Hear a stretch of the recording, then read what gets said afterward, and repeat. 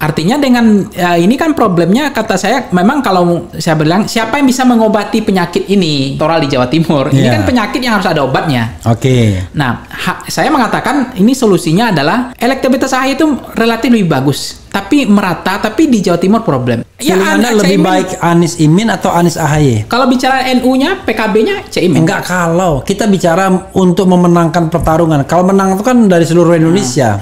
Oke, menurut Anda Anies Imin atau Anies AHY? Anies Imin.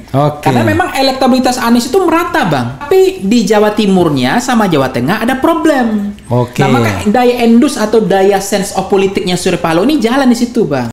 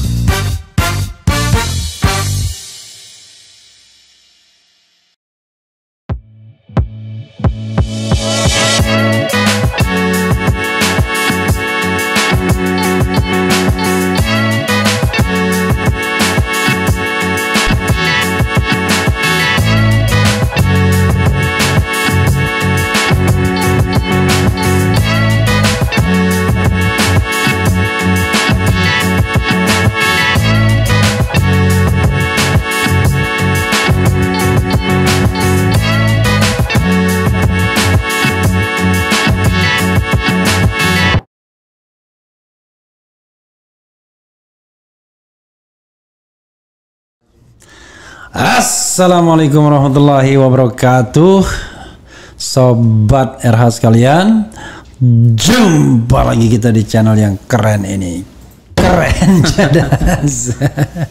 Ya, saudara sekalian, saya banyak nerima tamu ya. Kemarin Gatot Nurmantio, kemudian Habib Muhsin, kemudian juga ada semalam ada Faisal Assegaf dan lain-lain. Habil Marati juga, Sahgana Nenggolan. Nah, ini dengan pollster ya, entah pollster itu sudah bahasa Indonesia atau enggak ya, orang bilangnya surveyor, tapi kalau surveyor takutnya nanti salah, beda sama yang itu yang lembaga pengukuran tuh, surveyor Indonesia. Pollster ya, jadi lembaga survei mau menyampaikan beberapa temuan dari Vox Poll Center. Oke, Sarwi Pangi Caniago ya. Ini pasti orang Solo nih. Assalamualaikum warahmatullahi wabarakatuh, bro. Siap, Bang. Oke ya. Luar biasa. Jadi cari posisi yang enak aja, yang penting jauh dari ini ya. Suaranya enak ya. Ini kita akan membahas mengenai temuan-temuan survei ya, terutama soal hukum dan pemilu ya. Tapi bro, secara umum ya, tentu sobat era pengen tahu juga nih, mumpung yang datang pollster ya, tukang survei ya, bos lembaga survei. Ini kira-kira Anies Imin nih good news atau bad news? Itu dulu lah, orang kan pengen tahu juga ya. Deket-deket dong, jangan jauh begini. Jadi kalau kita lihat good news atau bad newsnya, sebenarnya kalau angin segar ada sih, Bang, kabar gembira lah ya. Tapi intinya sih tentu ada juga yang merasa kecewa tentu ya. Menurut anda, jangan, kalau menurut orang lain kan pasti iya. Menurut anda sebagai pollster. Karena memang bandwagon efeknya terasa agak lebih dekat gitu. Angin segarnya terasa dan ini memang kondisi yang saya merasakan cawapres Anies ini kan cawapres yang terbatas, Bang. Berbeda dengan misalnya Ganjar atau Prabowo, mungkin pilihan cawapresnya lebih beragam, lebih banyak ya. Tapi kalau Anies ini kan cawapres pilihan terbatas, baik AHY maupun Caimin sendiri kan. Nah, artinya kalau terbatas kan nggak ideal juga, Bang, sebetulnya. Buktinya hari ini kan dipanggil KPK juga kan. Nah, itu kan nggak ideal, berarti ada hal yang titik lemah ya, nilai plus minusnya ada gitu. Tapi memang persoalan di hasil survei saya waktu itu, Bang, memang Saya nggak mengatakan Jawa adalah kunci ya Bang ya. Jawa Timur adalah battleground atau wilayah pertempuran primer perebutan suara. Tapi memang Anies itu di Jawa Timur tuh hanya 11% Bang. Oke. Hanya itu kan problem Bang, Jawa Timur. Nah kemudian AHY itu hanya 2,6. Sementara jagoannya Prabowo. Prabowo sudah 30%. Ganjar udah 35%. Jawa Timurnya.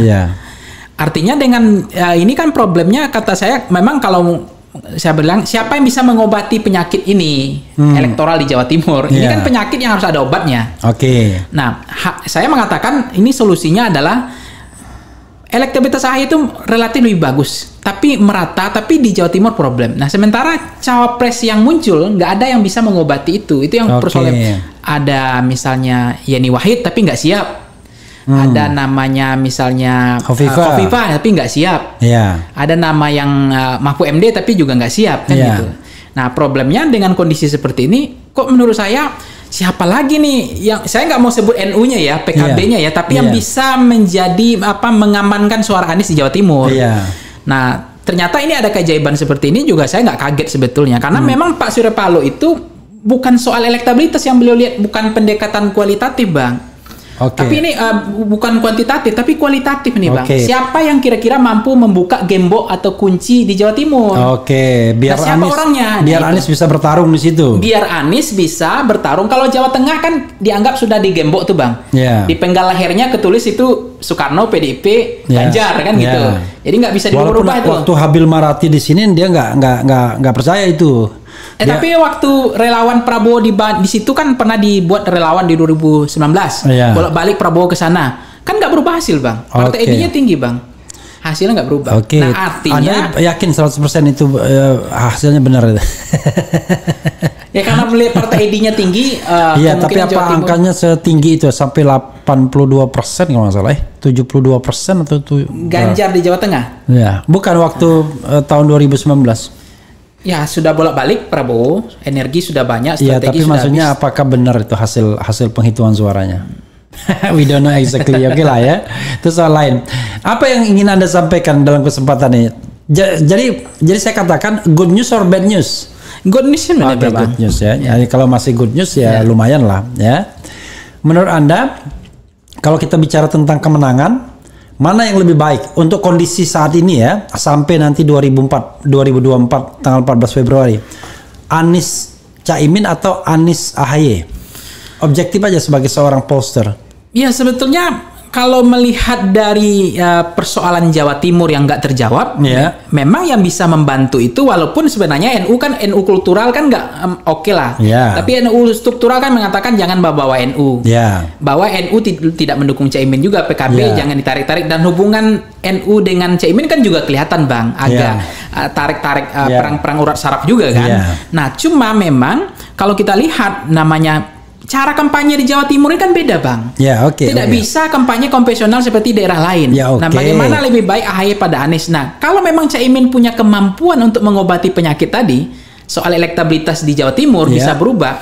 Nanti akan dilihat Bang trennya. Setelah pasangan ini dideklarasikan, apakah elektabilitas Anies di Jawa Timur itu naik atau tidak? Begini, saya tanya hari inilah paling tidak feeling Anda sebagai seorang pollster gitu loh. Kalau besok ya kita nanti ukur lagi feeling Anda. Feeling Anda lebih baik Anies Imin atau Anies AHY? Kalau bicara NU-nya, PKB-nya Caimin. Enggak, kalau kita bicara untuk memenangkan pertarungan. Kalau menang itu kan dari seluruh Indonesia. Menurut Anda Anies Imin atau Anies AHY? Anies Imin. Ya sudah. Jadi Anies Imin itu good news dan Anies Imin lebih baik daripada Anies AHY kan gitu. Ya sudah lah, ya udah. Soal KPK, soal apa itu soal lain. Nanti kita akan lihat kan. Karena dia bawa gerbong PKB-nya itu yang paling penting kan, kepastian soalnya.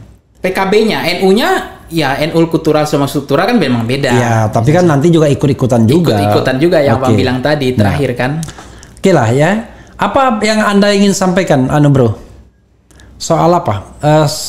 Hasil survei soal penegakan hukum ini apa? Bad news atau good news atau no news?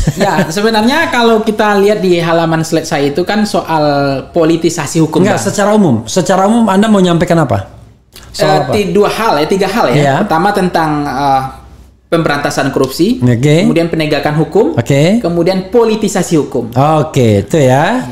Jadi soal pemberantasan korupsi, penegakan hukum, dan satu lagi lupa Bang, penyelenggara pemilu, netralitas. Penyelenggaraan pemilu lah ya. Kita mulai slide ke berapa?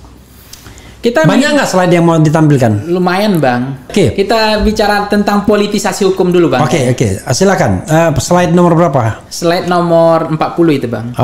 Ditampilkan ya, biar untuk ke sobat era sekalian ya. Silakan. Ya, kalau misalnya hasil survei temuan kita yang 2 Agustus terakhir kan Press Open Data Bang, bahwa apakah ibu bapak saudara percaya bahwa penggunaan hukum dalam proses pemilihan sering digunakan sebagai alat untuk menjegal kandidat tertentu? Agak dekat dikit bro, jangan terlalu jauh. Dekat gitu. Penggunaan perangkat hukum dalam proses pemilihan sering digunakan sebagai alat untuk menjegal kandidat tertentu. Nah, temuan kita menarik, 53,4% itu percaya masyarakat. 23,2% tidak percaya. Tidak tahu, tidak jawab, undecided-nya itu 23,4%. Artinya dari data ini Bang menunjukkan bahwa masyarakat percaya bahwa seringkali instrumen hukum itu digunakan untuk menjegal. Nah, ini kan hubungannya dengan saya ulangi lagi pertanyaannya biar saya bacakan ya, karena ada kecepatan bacanya. Apakah ibu bapak saudara percaya bahwa penggunaan hukum dalam proses pemilihan sering digunakan sebagai alat untuk menjegal kandidat tertentu? Jadi dalam proses pemilihan hukum digunakan untuk menjegal. Ternyata mayoritas percaya. 53,4% percaya. Itu 53,4%, tidak percaya 23,2%, kemudian tidak tahu atau tidak menjawab 23,4%. Jadi sudah mayoritas nih, 50% plus 1 mayoritas. Ya. Bang. Ini dari 1.200 responden ya? Iya, tingkat kepercayaan berapa? 95%. 95 level confident. Kemudian ininya margin of error-nya 283. 283. Jadi ya ini walaupun pakai margin of error juga tetap jauh jaraknya ya. Iya. Apa yang ingin Anda sampaikan pada slide pertama ini? Ya, saya akhirnya tertarik untuk melihat empirik objektif kondisi hari ini Bang. Ketika Caimin dipanggil ke KPK kan. Nah, 12 tahun yang lalu loh Bang, 2 kali musim durian, musim rambutan itu. 2012 bukannya Bang? 2012. Ya, 2012 11 tahun nih. 11 tahun Bang. Jadi kenapa itu nggak dipanggil KPK, nggak diproses 2024? 2014. Kenapa KPK nggak panggil, nggak proses 2019? Begitu 2024 dia jadi cawapres, panggil. Langsung panggil. Nah, katanya panggilan itu sebelum pengumuman. Tapi saya juga tahu ya, walaupun sebelum pengumuman deklarasi, tapi kan bocor halusnya dapat. Tapi masyarakat kita apakah sebodoh itu Bang? Melihat pemberitaan, sebenarnya kan masyarakat nggak bisa mengkonfirmasi lagi Bang. Namanya pemberitaan ya itu terjadi kan. Tetapi faktanya memang kalau data ini dengan pemanggilan Caimin hari ini ke KPK Bang, ini nggak kaget kita Bang gitu.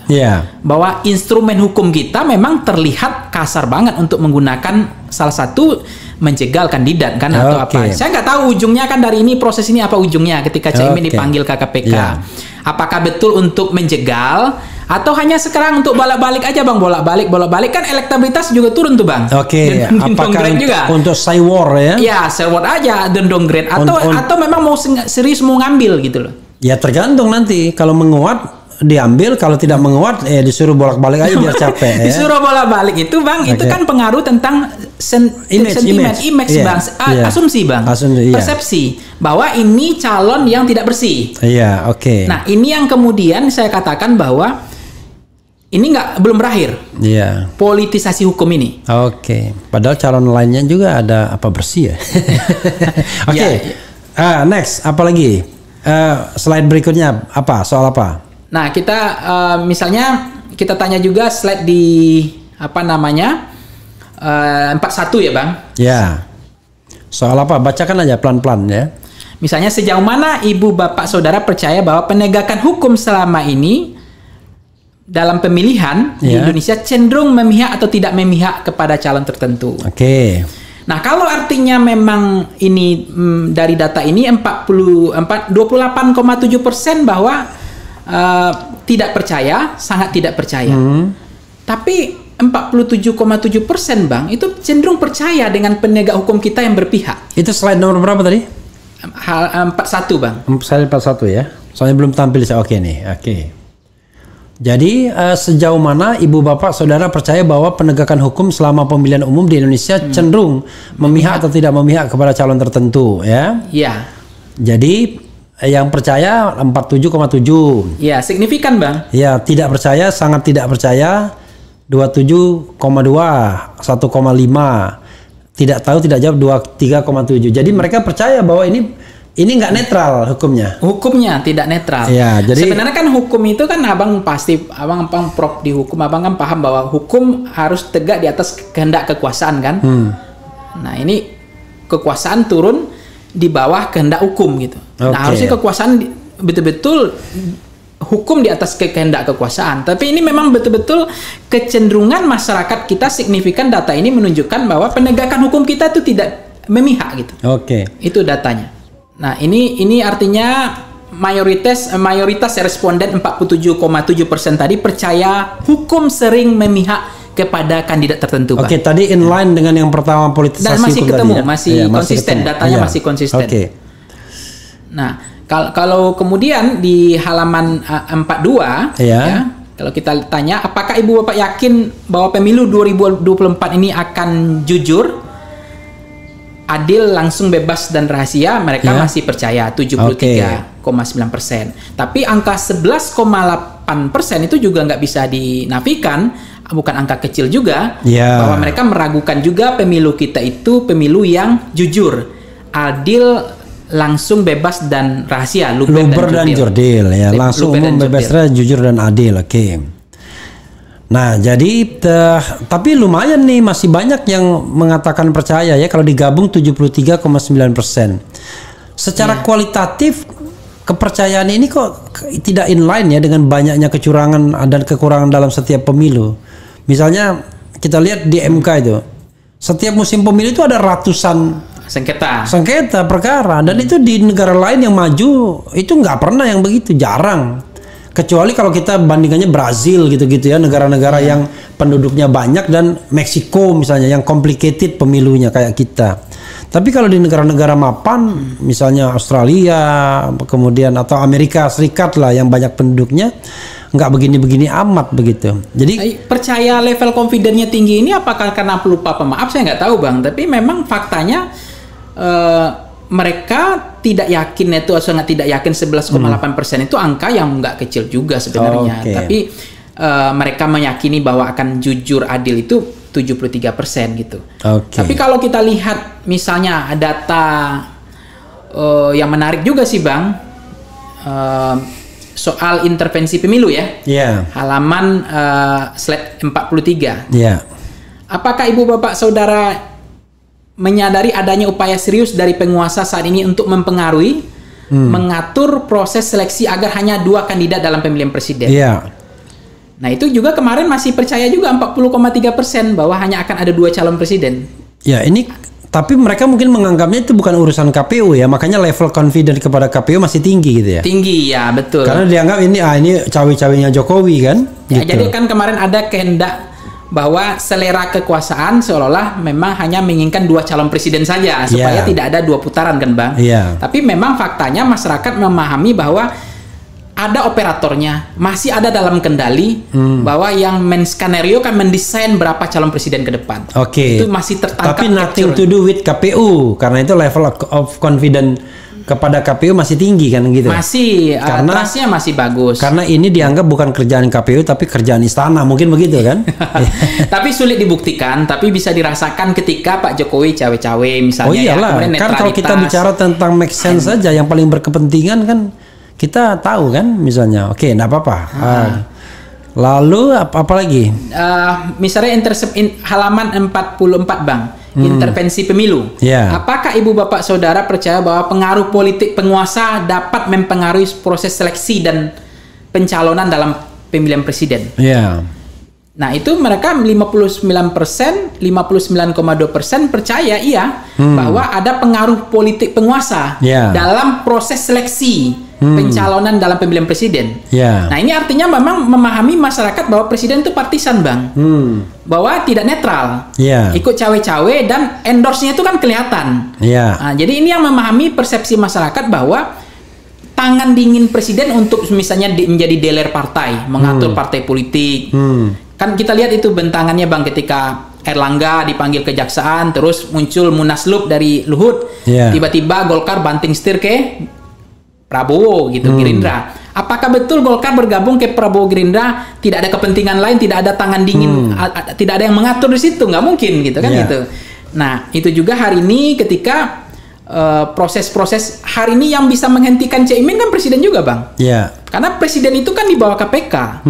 Termasuk Polri dan Kejaksaan juga di bawah KPK hari ini. Yang manggil enggak manggil kan juga tergantung polisi presiden. Jadi data ini menunjukkan, kembali ke data ini, bahwa mayoritas responden 59,2% itu percaya intervensi penguasa dalam proses seleksi pencalonan kandidat calon presiden kita. Gini aja, Bro, biar memang kita nggak satu-satu. Coba buka satu-satu, kemudian Anda bacakan, nanti setelah itu kita tutup, kita diskusi, saya akan tanya, gitu aja. Ya, coba. Terus lanjut data soal ini, Bang, soal integritas penyelenggara pemilu. Maaf, maksudnya tentang netralitas penyelenggara pemilu. Itu halaman 37. Nah, apakah Ibu percaya bahwa penyelenggara pemilu dan lembaga negara yang terkait dengan proses pemilihan di Indonesia menjaga netralitas mereka dengan baik? Artinya penyelenggara pemilunya netral atau tidak? Percaya nggak? Itu artinya data ini masih percaya itu 65 level confidence-nya terhadap lembaga penyelenggara pemilu akan netral. Tapi ada di 18,6%, Bang. Itu yang saya sebut angka ini bukan kecil, bukan berarti mereka juga percaya sebetul kepada penyelenggara pemilu. Walaupun proses pemilihan komisioner penyelenggara pemilu Bawaslu atau KPU itu kan juga proses politik, Bang. Tapi 18,6% mereka sebetulnya juga tidak percaya dengan netralitasnya gitu. Tapi mayoritas masih percaya dengan netralitas penyelenggara pemilu kita. Terus. Kemudian penyelenggara pemilu ditanya, apakah Ibu Bapak, halaman 38, Bang. Apakah Ibu Bapak Saudara merasa bahwa penyelenggara pemilu... Mungkin nggak usah dibacakan apakah Ibu Bapak, soal objeknya apa gitu. Jadi intinya di data ini mayoritas responden 66,6% cenderung menilai penyelenggara pemilu akan menjalankan tugasnya dengan adil.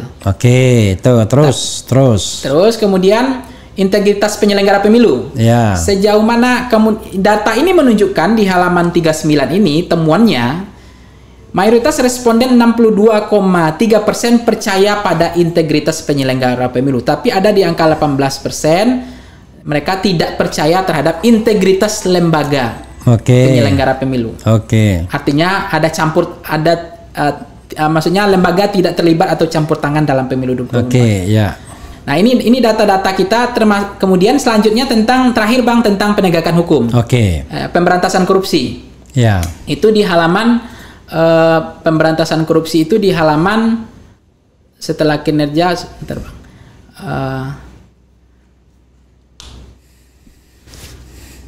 Bersih. Ini adalah praktek korupsi, Bang. Halaman 70. Dari praktek korupsi, jadi pandangan persepsi publik dari temuan data kita ini cukup menarik juga untuk diteliti. Perilaku korupsi pemerintahan Jokowi. Jadi mayoritas responden 62,6% menganggap pemerintahan saat ini masih sangat korup, Bang. Ini angkanya cukup besar, Bang.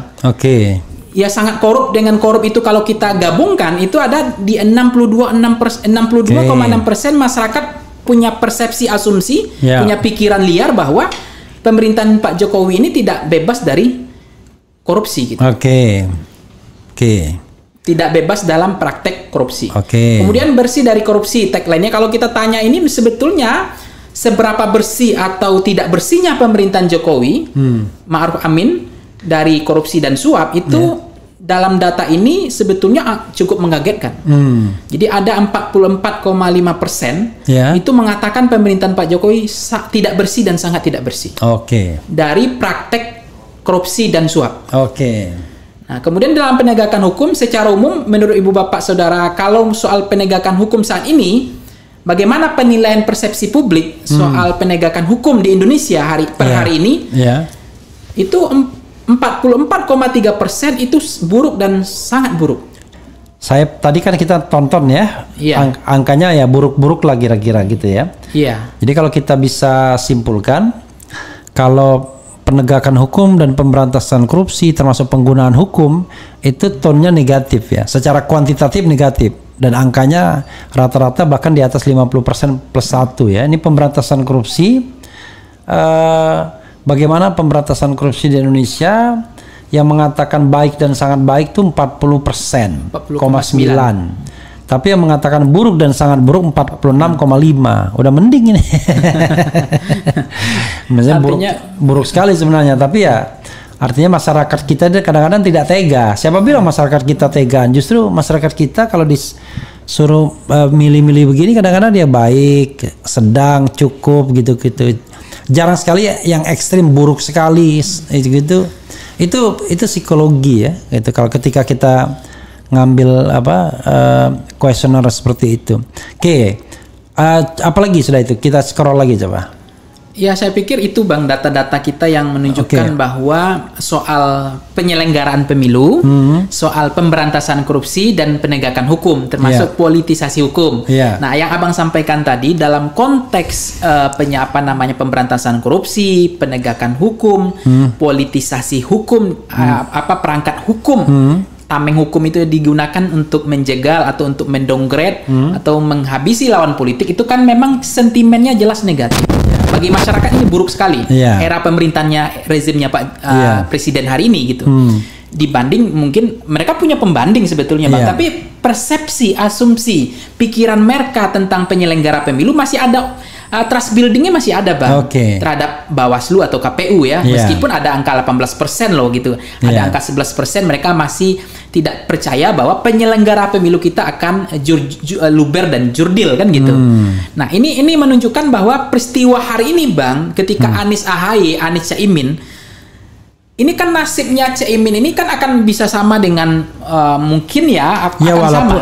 Walaupun Caimin belum jadi referensi kan, karena surveinya kan dilakukan pada awal Agustus ini ya. Betul, makanya nanti kan akan lihat nih Bang, nendang nggak Caiminnya atau justru misalnya nih Anies makin turun gitu ya, atau nanti misalnya kemungkinan bisa leading lagi elektabilitasnya karena pulih di Jawa Timurnya.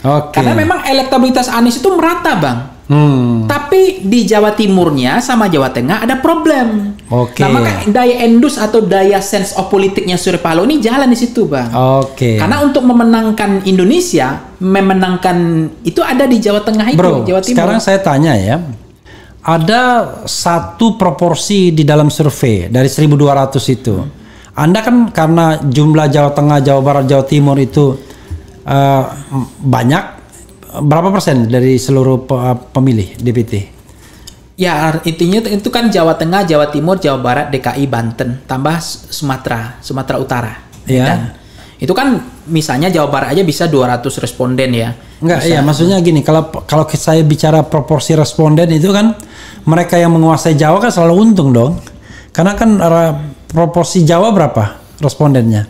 Berapa persen? Besar Bang, hampir 60%. Iya, Jawa. Makanya saya katakan, jadi calon-calon yang kemudian punya baseline di Jawa, ya dia diuntungkan.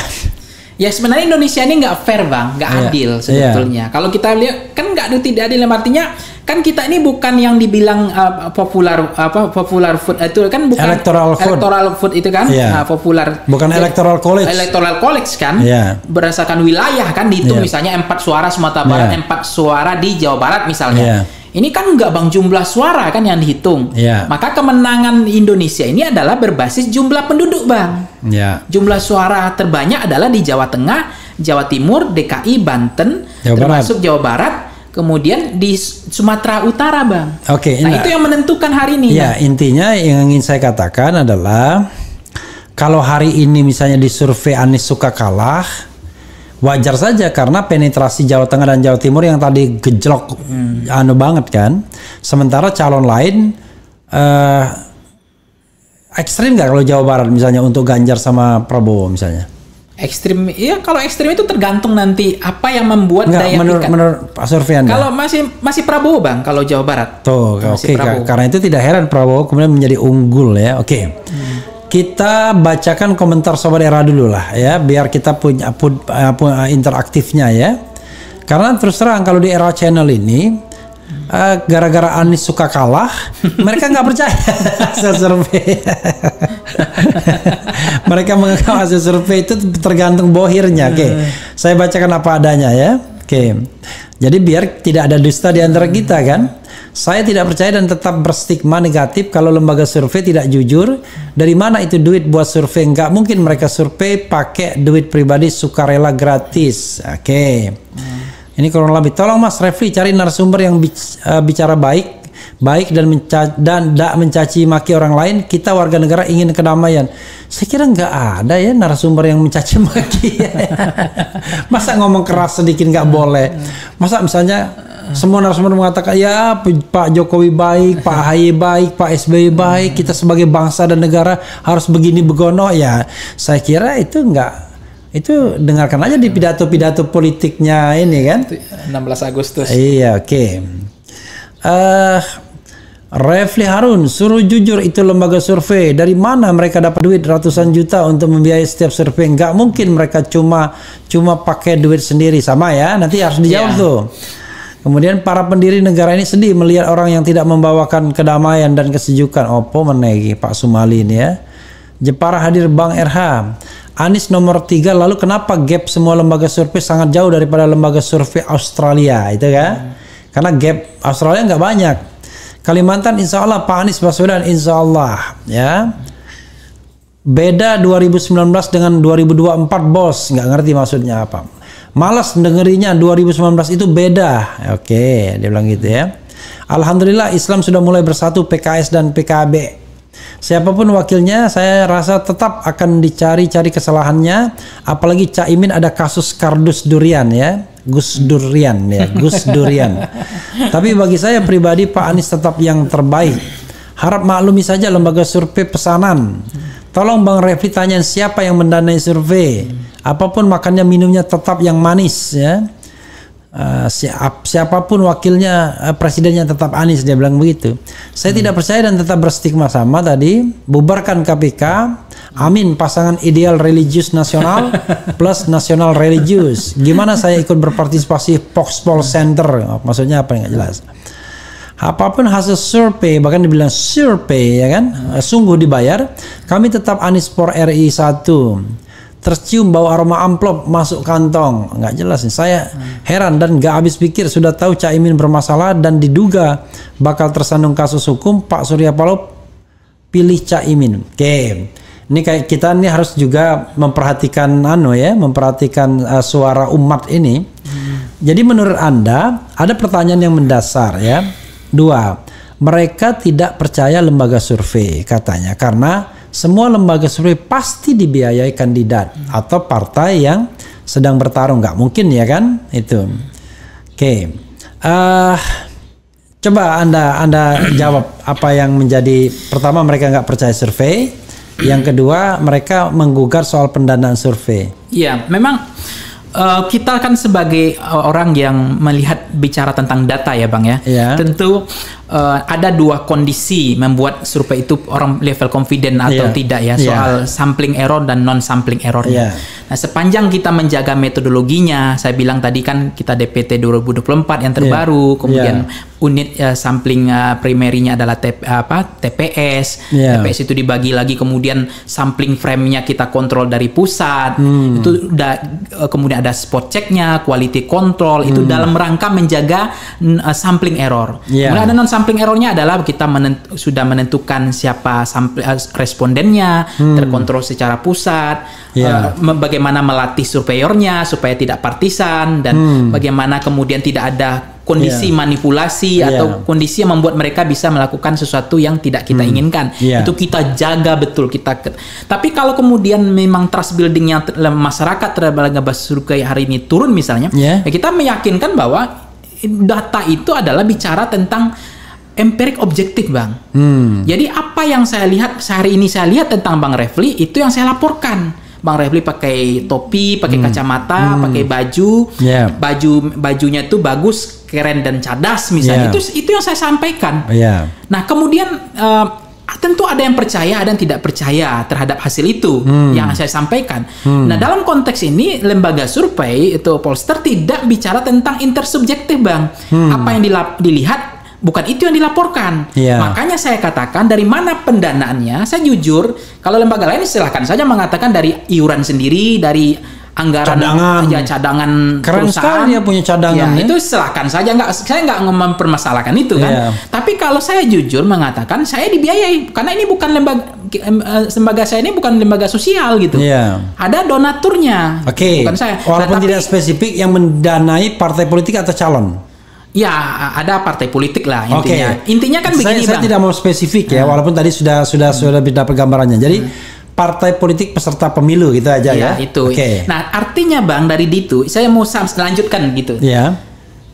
Apapun hasilnya, siapapun yang bayar kita, kita bodo amat, Bang. Siapapun yang bayar kita, tapi itu tidak akan mengubah hasil, Bang. Itu ada di MOU-nya, jadi tidak bisa mengubah hasil meskipun dia bayar. Maka banyak kemudian, Bang, proyek-proyek kita survei itu banyak yang gagal, Bang, karena mereka nggak siap dengan MOU itu gitu. Itu yang harus kita tekankan, banyak yang batal juga. Kenapa? Memang tidak semua surveyor menggunakan MOU itu ya? Nggak tahu saya, tapi soalnya ada juga yang campaign manager. Saya kan nggak ngurus lembaga orang, Bang. Saya hanya ngurus lembaga saya, tapi saya menjaga. Itulah cara kita menjaga data kita. Jadi kalau datanya A ya disampaikan A. Dan mereka nggak bisa gugat lagi. Nggak bisa ngapa-ngapain karena memang sudah ada pasalnya gitu bahwa apa yang kita lihat itu yang kita laporkan. Jadi siapapun yang bayar kita, Bang, tapi itu tidak akan mengubah hasil, Bang. Gitu.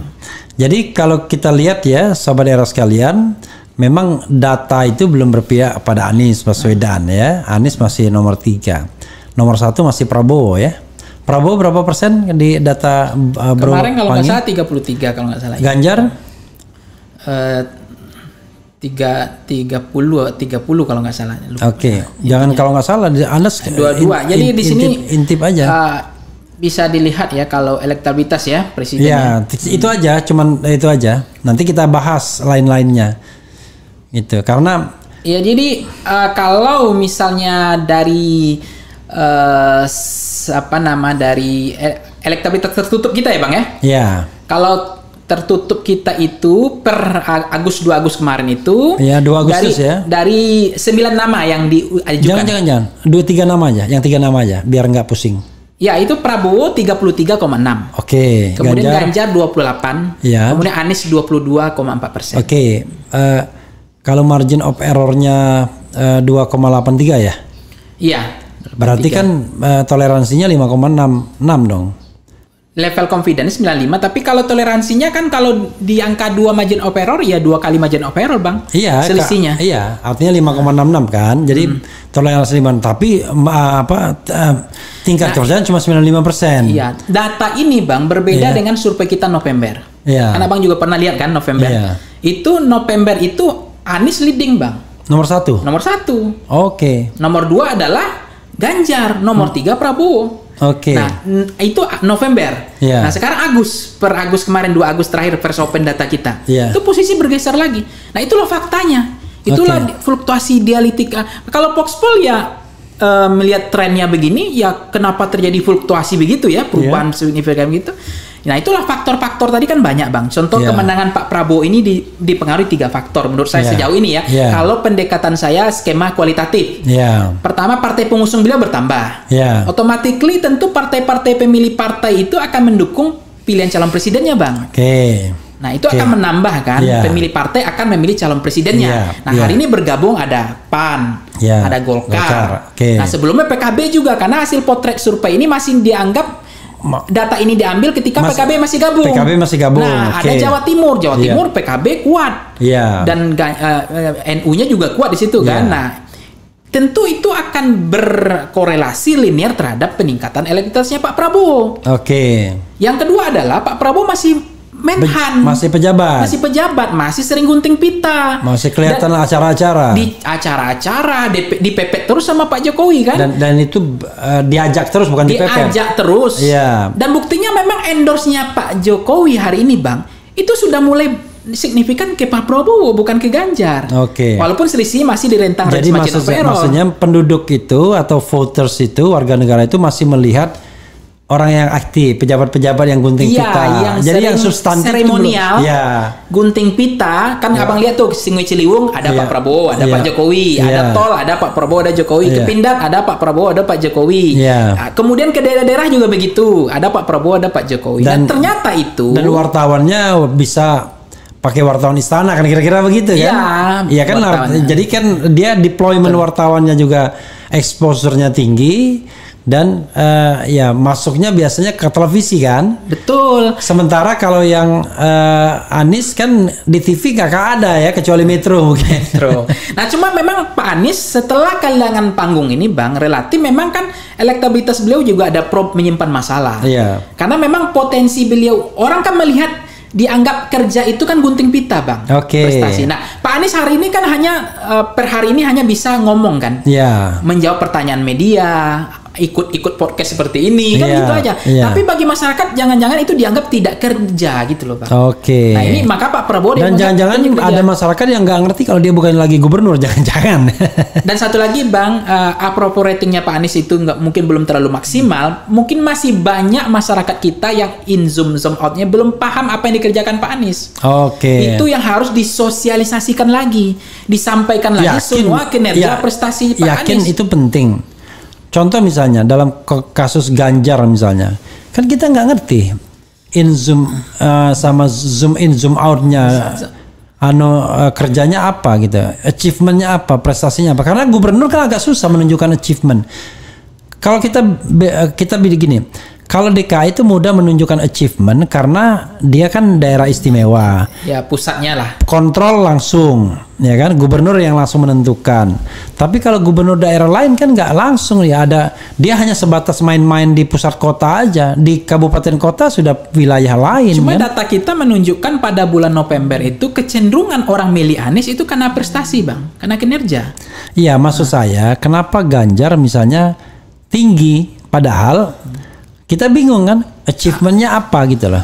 Kalau kita bicara achievement, Jawa Tengah kasusnya unik Bang. Selain kan dulu waktu Ganjar maju periode pertama gubernur kan saya survei, itu kan masih 2% 3%. Tiba-tiba jadi gubernur kan.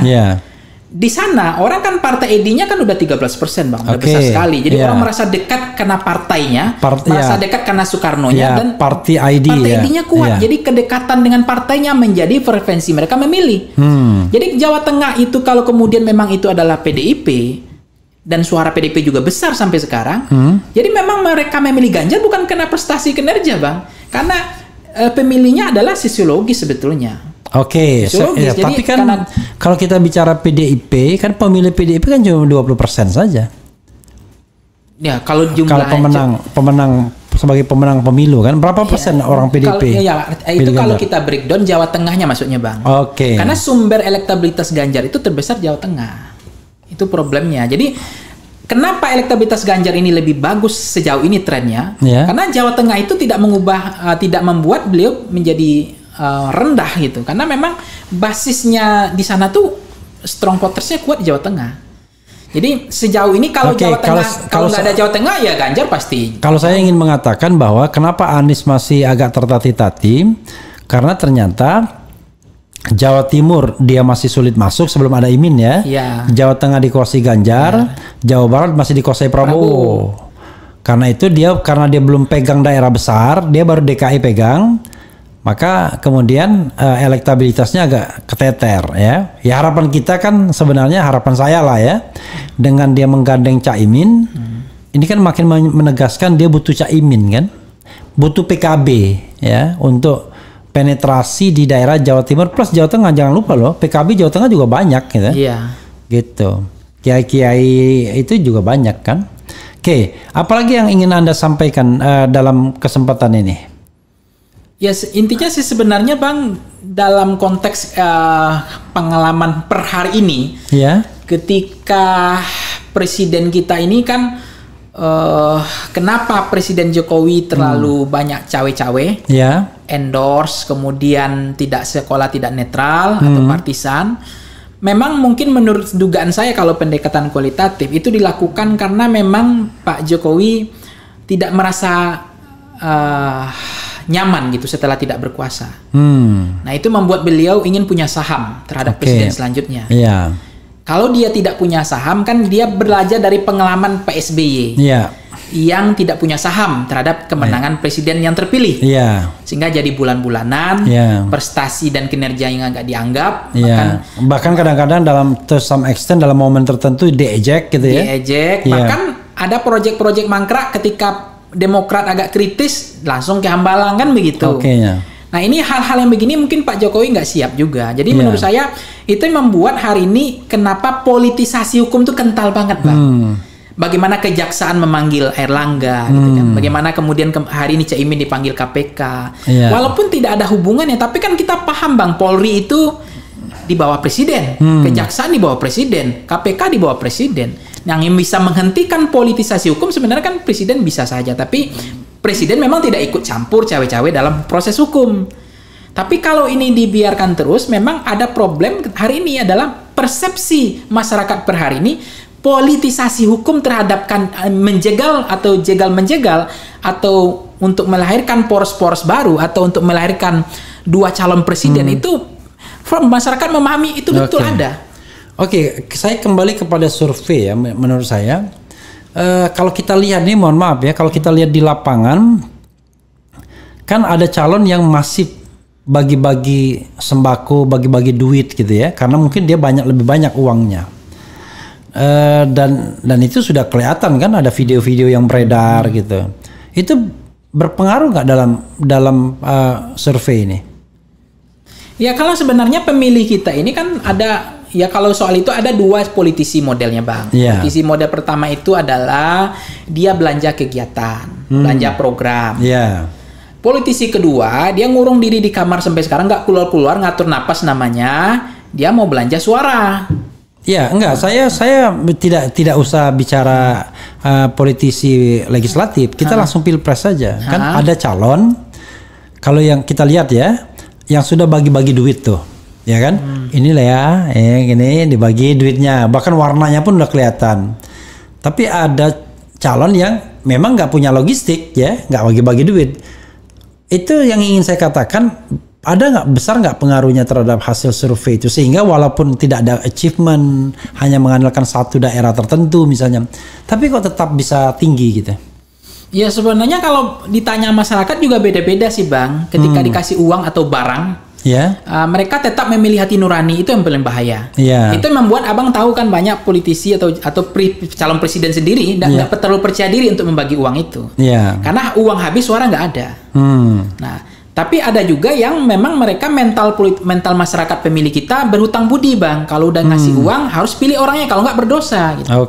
Tapi ada juga yang memilih tidak menolak politik uang itu kan, vote buying. Tapi ada juga yang terakhir adalah mereka justru memang membenarkan bahwa politik uang itu bisa dibenarkan, gitu, dibolehkan. Maka dia akan memilih berdasarkan jumlah uang yang paling banyak dan barang yang paling banyak jumlahnya dan yang paling ujung pemberian itu. Nah, sebetulnya persoalan vote buying atau money politik, politisi atau dalam kasus capres sendiri, saya nggak yakin Bang, capres akan melakukan vote buying Bang, karena jumlahnya besar Bang. Kalau itu terjadi di lapangan beceknya itu Bang di DPRD kabupaten kota, iya Bang, provinsi, karena dia bisa membagi amplop. Saya mendapatkan konfirmasi dari beberapa politisi atas, kerja mereka bawa uang berkarung-karung untuk dibagikan di daerah tertentu.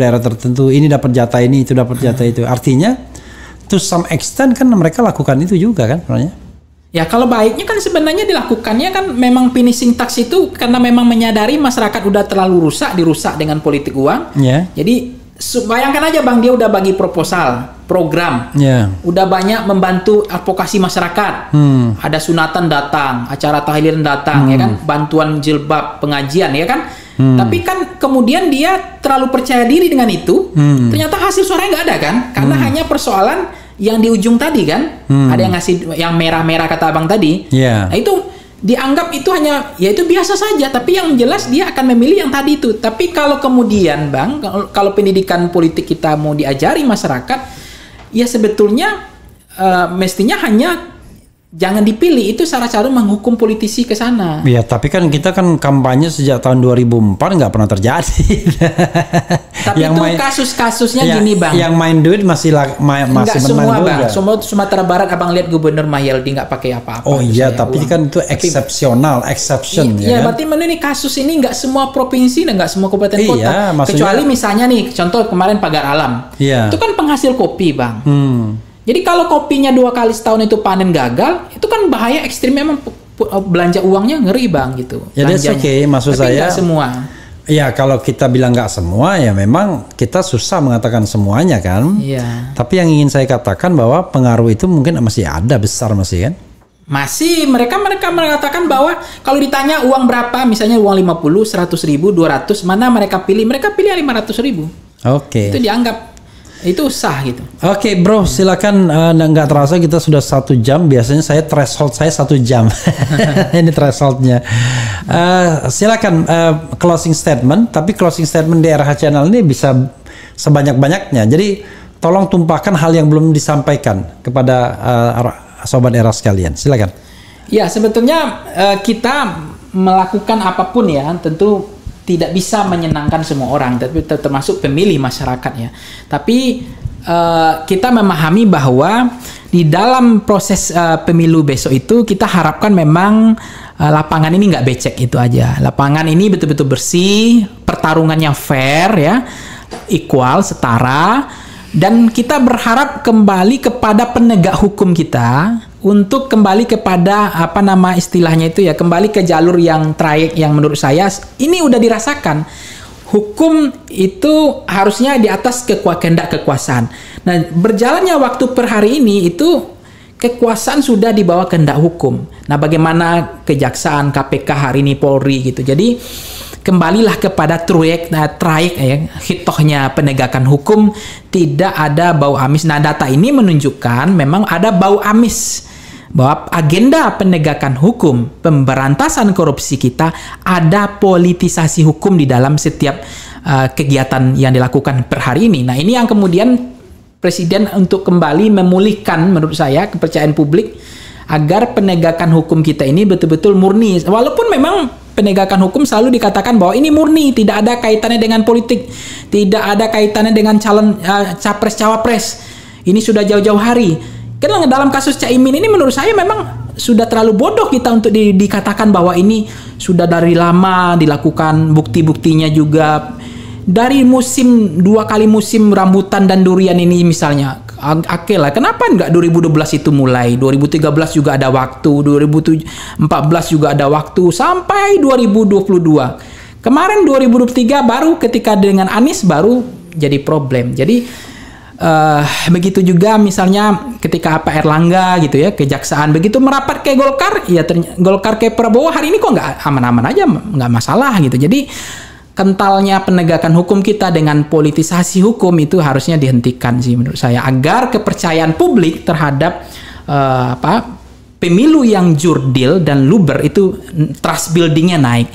Dan dari data ini juga terlihat bahwa penyelenggara pemilu kita, dalam hal ini konteks ini KPU, itu relatif lebih baik kepercayaan trustnya terhadap mereka percaya bahwa penyelenggara pemilu akan menjalankan pemilu yang tidak partisan, tapi pemilu yang lebih jujur, independen dan liberal, luber gitu. Liberal. Ya, silakan lagi. Sudah. Kira-kira gitu, Bang. Oke, ya saudara sekalian ya. Memang kontroversi pollster ya. Ini tidak berhenti memang. Jadi selalu pro dan kontra, ada yang percaya, ada yang tidak. Tapi yang jelas memang sumber dana itu agak susah dikeluarkan karena yang memberikan dana biasanya berkeberatan kalau kemudian diungkapkan ke publik. Tapi menurut saya di masa depan kita perlu ada aturan yang mewajibkan. Artinya kalau tidak disebutkan itu sumber dananya, maka tidak boleh dipublikasikan, misalnya begitu, ada aturan. Tapi itu kan hanya dalam konteks pemilu, nggak apa-apa sih di undang-undang pemilu ya, sepanjang itu memang survei mengenai pemilu misalnya. Tapi kita lihat ke depan ya, bagaimana setelah ada Anies Imin ini, karena memang dari hampir semua survei Anies masih tertatih-tatih. Salah satunya adalah karena penguasaan di Jawa Tengah dan Jawa Timur yang sangat-sangat lemah. Padahal kalau kita bicara tentang representasi pemilih ya memang terkonsentrasi di Jawa 60%. Jadi kalau tidak menguasai Jawa, terutama Jawa Tengah, Jawa Barat, dan Jawa Timur, ya maka akan susah untuk memenangkan pertarungan. Nah, karena itulah Imin atau Caimin Muhaimin Iskandar menjadi kunci Anies untuk membuka gerbang itu. Apakah berhasil atau tidak?